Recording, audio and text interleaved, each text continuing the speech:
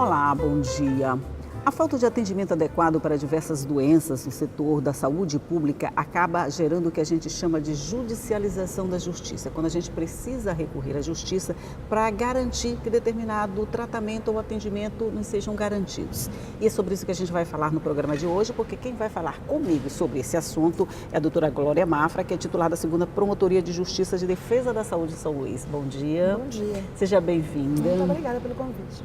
Aqui em São Luís, a gente passa por essa luta, vamos dizer assim, de garantir aos pacientes, ou à comunidade de uma forma geral, esse tratamento especializado que às vezes o município não tem. Com certeza. E, na verdade, não é só em São Luís, é em todo o estado do Maranhão, bem como em todo o Brasil. Isso, A desassistência do SUS hoje, ela é vista e notada e sentida pela população quando vai a uma porta de urgência, emergência, que não tem o leito, quando precisa de uma consulta, que essa consulta só tem para 5, 6, 8, 10 meses depois. Quando busca o medicamento, esse medicamento não tem na farmácia, nem na farmácia básica do seu município. Então, todas essas questões da desassistência, da falta de, acabou, na verdade, na porta do Ministério Público. Porta essa aberta, que a população vem buscando, bem como a Defensoria, para justamente ter garantido o seu direito, o seu acesso à saúde. Pois é, mas aí eu acho que vocês esbarram num outro problema, porque quando o paciente busca a justiça para garantir um determinado tratamento, medicamento, vamos pegar o tratamento, vocês vão ter que fazer uma escolha, furar a fila, botar o paciente que precisa mais na frente, em detrimento de alguém que já estava lá. Como é que funciona essa coisa para vocês? Você falou no dia a dia, aquela coisa de lidar com a urgência no dia a dia. Certo. Eu estou na saúde há bastante tempo, né, e no meu trabalho eu faço um trabalho bem diferenciado. Então, na minha promotoria, as demandas que me chegam, eu tento justamente, junto à gestão, antes de judicializar, eu tenho, na minha promotoria, baixíssima incidência de processos judiciais.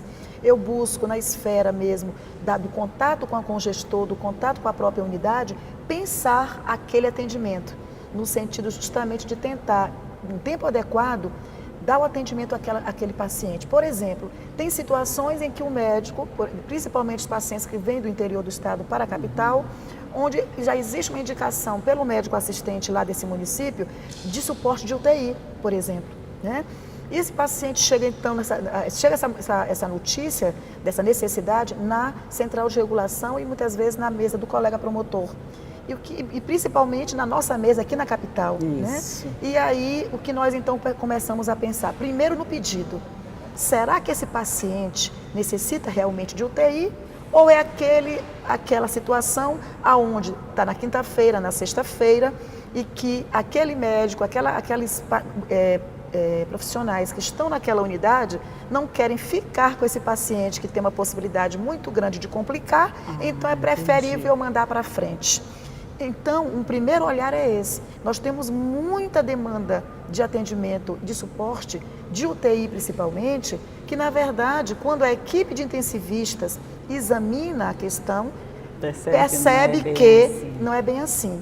Então, a gente precisa começar, inclusive, a fazer esse trabalho para poder diferenciar. E aí, então, porque veja bem, aí essa pessoa pergunta, olha a coisa terrível, alguém que não está numa emergência ou urgência, a situação, precisa de atendimento, por exemplo, mas não de suporte de UTI, demanda, então, judicialmente, ou por advogado, ou pelo Ministério Público, ou pela Defensoria.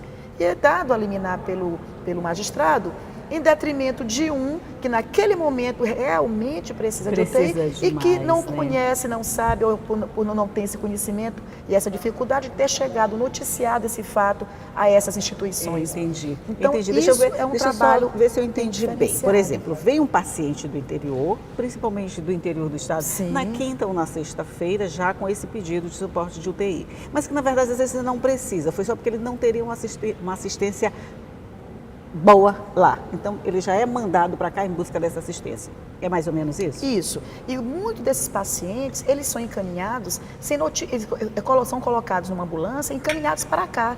Aqui ninguém tem notícia da existência desse paciente. Isso. Já se tem a surpresa dessa ambulância chegando nas portas abertas, que são os 2 socorrões, ou nas UPAs, com pacientes, muitas das vezes, que só o deslocamento, o transporte e a distância, ele ver uma ambulância sem um suporte adequado, já prejudicou Isso. toda a sua situação de saúde. Alguns chegando, aí sim, Isso. em situações de Exatamente. emergenciais, e aí nós temos nossas criancinhas, nossos bebês de prematuridade extrema, né? Os quais nascem no interior do estado em razão de não se ter um pré-natal, de não se ter uma estrutura de atenção básica adequada, Isso. onde essa mãe possa fazer esse seu pré-natal para que ela possa, então, não ter um parto prematuro, né? Então, essa criança, ela nasce extrema, que é o quê? Criança, por exemplo, de 6 meses de gestação.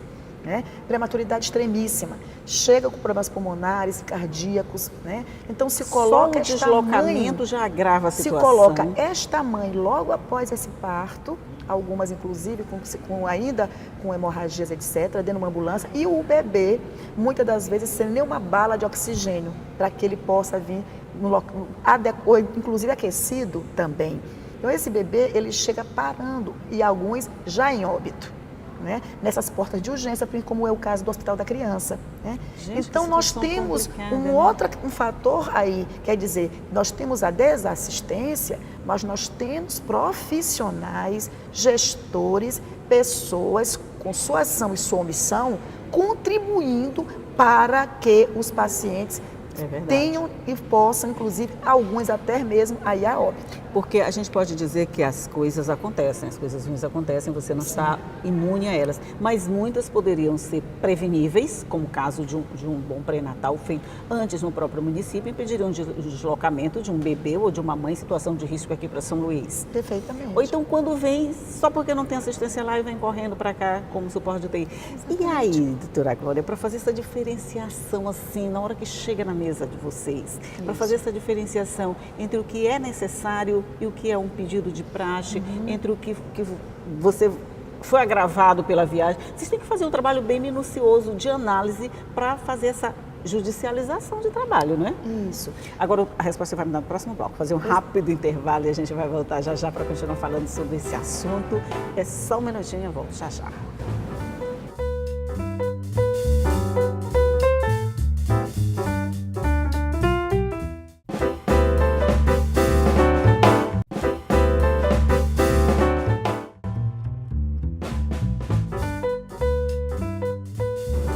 Voltamos aqui para mais um bloco de conversa sobre esses trabalhos da judicialização de saúde, principalmente da Promotoria de Defesa da Saúde. E eu estava curiosa em saber como é que funciona essa análise que vocês têm que fazer para ver quem necessita, quem está só vindo para buscar um atendimento, vamos dizer assim, normal, ou quem está em extremo estado de urgência. Como é que faz? Na verdade, hoje nós temos uma bagunça, essa palavra, do ponto de vista do gerenciamento desse caos. Porque é caos em todos os cantos do Brasil. Só que nós precisamos, e aí, caso do nós gestão, né, os gestores, gerenciar minimamente esse caos. Por exemplo, essa chegada de pacientes aqui em ambulâncias sem que se noticie a situação do paciente.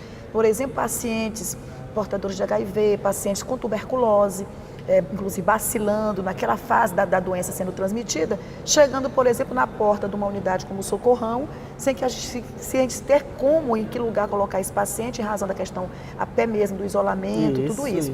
Então, nós precisamos, na verdade, esse trabalho que se faz, a gente assim está atacando o incêndio agora, mas buscando, na verdade, mudar esse cenário, como junto à gestão, já estamos trabalhando para que o Estado do Maranhão tenha uma central de regulação eficaz, eficiente, para que minimamente esses pacientes possam ser regulados lá de onde estão, para que primeiro se tenha, aí sim, condição de olhando a questão clínica, saber para onde direcionar. Porque hoje, além de não ter, aquela questão de não ter a vaga, nós temos também pacientes que aqui chegam numa situação tal, ou pelo transporte, ou pela sua própria patologia, agravada até pela questão do transporte, que nós não temos aquele suporte como de UTI e muitas vezes nem de enfermaria, ficando os pacientes nos corredores dos hospitais. Porque, na verdade, como você falou, essa bagunça, você nunca sabe o paciente que vai chegar. Não é noticiado antes, tipo, o município, nós vamos mandar um paciente tal para ir precisando disso, não. Perfeitamente. A ambulância já chega trazendo, com papel dizendo que vai precisar daquilo. Isso, e muitas das vezes o paciente dentro da ambulância parando,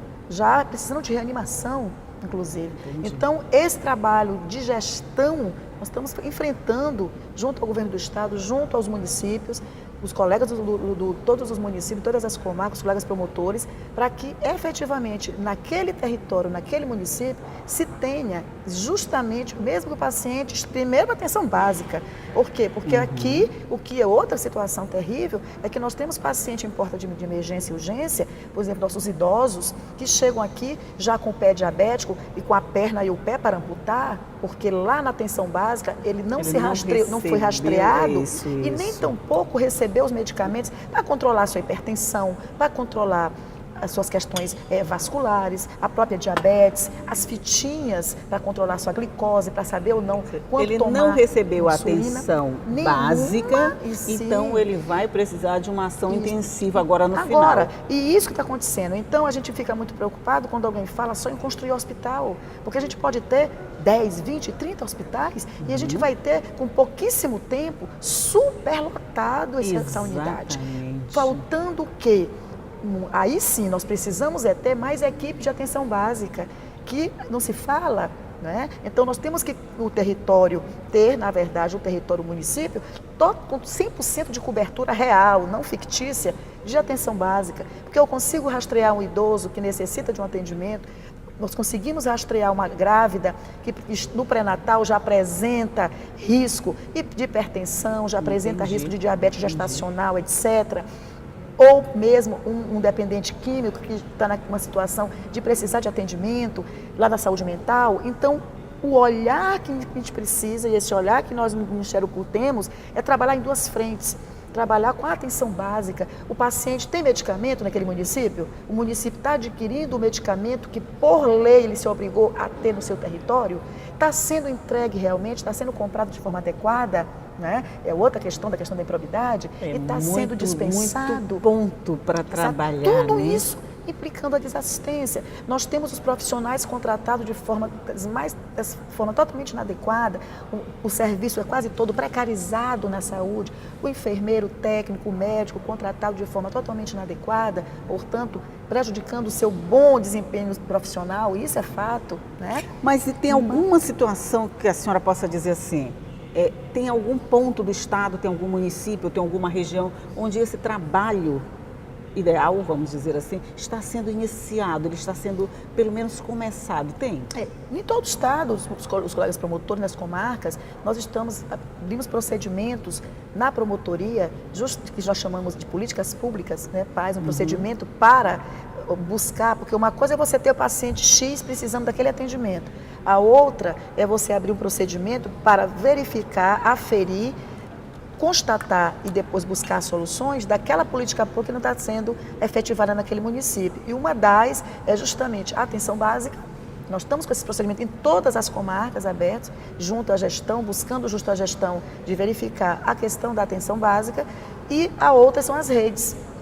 Rede de oncologia, rede de pessoa com deficiência, rede de urgência e emergência, que quase todas as regiões do Maranhão, elas não estão ainda habilitadas.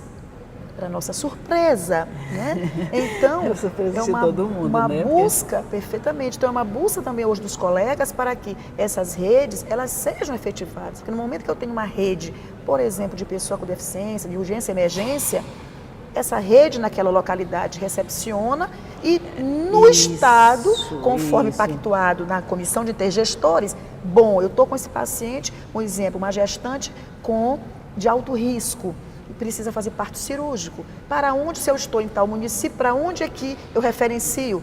Isso vai ter que estar escrito para onde. Certo? Entendi. Mas aí eu volto à pergunta inicial. Não tem nenhum ponto em que esse trabalho já esteja iniciado? Tipo assim, esse município só manda quando ele noticia, quando ele informa, quando ele diz, meu paciente vai sair daqui, vai precisar daquilo ali? Hoje nós temos as duas coisas acontecendo. Nós temos hoje uma central, tanto no município de São Luís, chama CROMP, essa a sigla, e uma outra no estado do Maranhão, chama CIL, Central Interna de Leitos. Essas duas estruturas hoje existem, mas existem de forma precaríssima. Então, alguns municípios até enviam esse pedido de regulação, mas enviam e mandam o paciente. sem esperar a resposta. Fazer as duas coisas ao mesmo tempo. As duas coisas. Então, se tem. Entendi. Mas essa estrutura ainda é muito precária, necessitando, por exemplo, de um sistema robusto que o Ministério da Saúde tem, que se chama CISREG, é um sistema de regulação de leitos, de consultas e procedimentos e exames, já está em fase muito avançada no Ministério da Saúde, mas nós precisamos arrumar a casa, arrumar a nossa estrutura para que a gente possa ter esse instrumento. Por quê? Porque eu posso ter um instrumento de regulação perfeito, mas se eu não tiver escrito onde, quando e como esse paciente será atendido e a oferta que terá, tanto de procedimentos quanto de consultas e exames, esse sistema não vai funcionar. Né? Ok, então vou fazer de novo um rápido intervalo aqui na nossa conversa, porque tem muita coisa ainda que eu quero saber. E no próximo bloco eu pergunto tudo. É só um minutinho.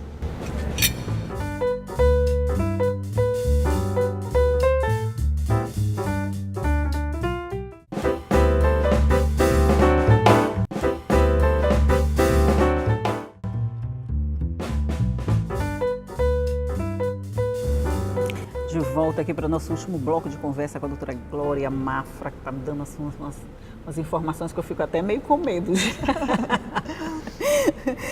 Sim, nesse imbróglio todo, vamos dizer assim, a senhora vê uma luz no fim do túnel? Quer dizer, logo a gente pode chegar no fim desse túnel e ter uma solução razoável esperando a gente? Com certeza, essa é a nossa esperança sempre, né? E nossa busca, mas sempre alertando a população e a todos nós que a solução é a prevenção. Sempre, é a prevenção.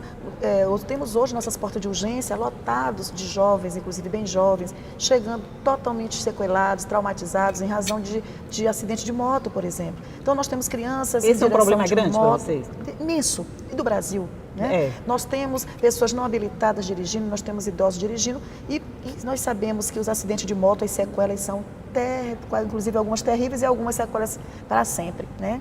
E impactando essa nossa porta. Nós temos a violência em geral, violência sexual, violência doméstica, a violência urbana, impactando essa nossa porta. Aí nós temos as condutas também nossas em relação à alimentação, né? Então, se a gente conseguir reduzir esse sódio, o sal da nossa alimentação, são dias de vida que a gente consegue ter, né? Muito além. E principalmente para quem já é hipertenso, principalmente para quem tem hipertensão na família, já com histórico, né, muito sério. Então, o controle dessas doenças genéticas já seria um bom caminho, a questão, né? Exatamente da diabetes. Então, isso tudo na questão mesmo, muito além apenas da estética, porque infelizmente hoje, quando a gente vê redes sociais, que a gente vê tudo hoje que é falado a respeito de boa alimentação, é exclusivamente levado para a estética. E aí, isso tem nos trazido um outro problema. Nós estamos impactando as nossas unidades também por pessoas que querem correr não sei quantos quilômetros e têm os joelhinhos estourados, ou estouram os joelhos fazendo essa prática, né? Então, e cadê nosso atendimento? Tudo vai para a porta do SUS praticamente. E alguns precisando, inclusive, de próteses, que o SUS não tem no seu rol, né? E aí lá vai mais problema sendo judicializado para garantir esse atendimento. Exatamente. Pessoas que se aplicam produtos químicos, como um caso que nós acompanhamos aí de anos atrás, mais de 40 e tantas vítimas, né, mulheres que se injetaram silicone líquido, industrial. Silicone né? industrial. Exatamente. Essa moda parou? Você ainda recebe paciente? Não, a gente ainda tem alguns casos, agora já mudando só o nome dos produtos, né?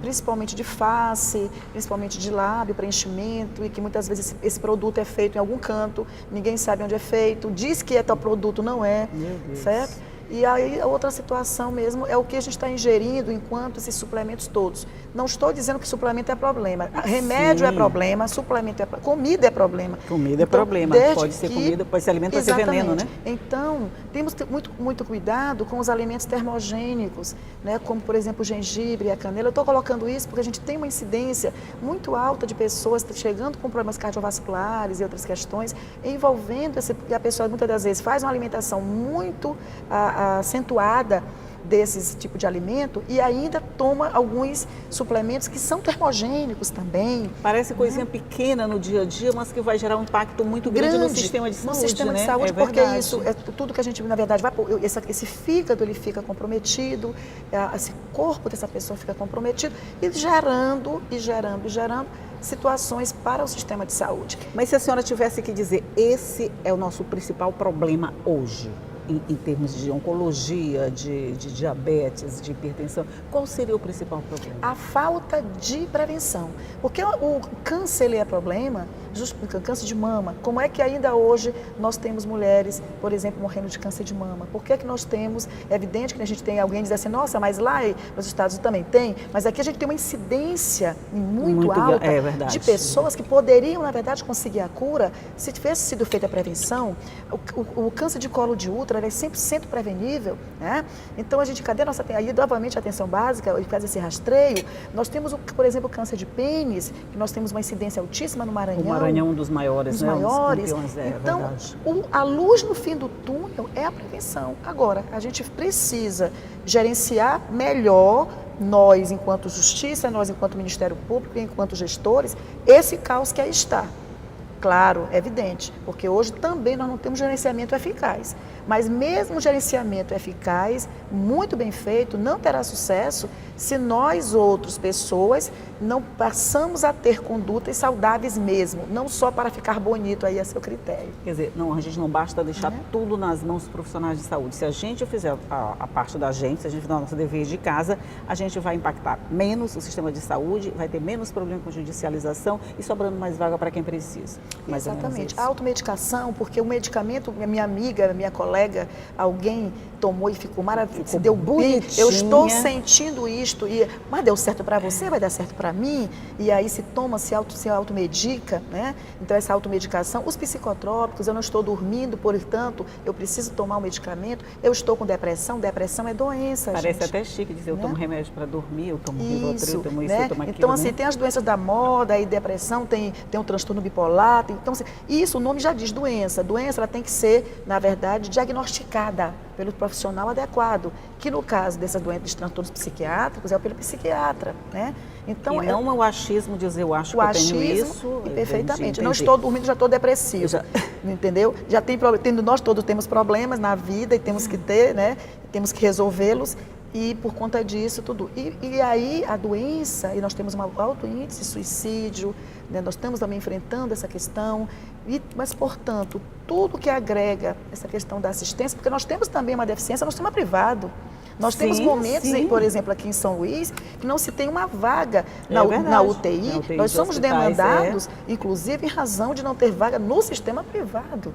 Aí, nesse caso, vamos dizer, o privilégio não é só da rede pública, né? Exatamente. Mas a senhora diria que com prevenção e assistência básica, a gente evitaria boa parte desses problemas que são gerenciados agora? Com certeza, 100%. Isso tem, inclusive, evidência científica que prova isso, que é o momento em que se aporta todos esses recursos na pessoa, lá na atenção básica, se evita a doença ou se ameniza os seus impactos. Com certeza. Olha, então a gente vai ficar torcendo para que um dia a gente chegue nesse estágio em que cada um tome conta de si, vamos dizer assim, em que cada um tome conta da sua saúde, saber que isso é uma responsabilidade de cada um. Aí se não der certo, sim, a gente parte para o sistema de saúde, mas passa primeiro pela atenção básica para evitar que a gente chegue lá naquela outra ponta onde vocês tenham que resolver o problema, né? Com certeza. A gente quer chegar um dia porque não precise do trabalho, pelo menos nessa seara da saúde. Por quê? Porque no momento que chega até nós é porque alguém não está tendo acesso ao direito elementar, que é a vida e a saúde. Alguma coisa como faltou algum elo nessa cadeia que a gente vai E hoje nós estamos atrás do atendimento básico, ora mais. Nós teríamos que pelo menos estar correndo atrás do especializado. Então algo realmente está errado e precisa ter muito trabalho a ser feito e nós estamos fazendo no Ministério Público do Maranhão. A gente vai chegar nesse estágio, vamos chegar nesse estágio de civilização, não é de civilização nesse caso, é de atendimento mesmo, de políticas públicas mais assim, efetivadas. Com certeza nós vamos chegar lá e nós vamos ter esse resultado que ela e eu, todos nós sonhamos com toda certeza que todo mundo quer ter um tratamento garantido, que é um direito de todo mundo, mas um direito que deve ser buscado com responsabilidade também. Doutora Glória Mafra, muito obrigada pela sua participação. Gostei muito de conversar com a senhora sobre uma opção de coisa que eu não sabia a respeito disso. Eu que Muito agradeço obrigada e dizendo mesmo. sempre que o MP do Maranhão está de portas abertas para a população. Muito obrigada, bom dia. Bom dia. E você, bom dia para você também. Você sabe que já pode acessar essa entrevista. Gostou? Vê de novo. Não gostou? Veja outra. Qualquer outra você pode ver, porque elas estão todas lá no nosso site esperando você, arrumadinhas. Só você quer ver, quer rever, faça qualquer coisa que você quiser nas nossas páginas das redes sociais, tudo lá arrumadinho para você. E todos os dias eu vou estar te esperando daqui, às 8h30 da manhã, tá? Tchau.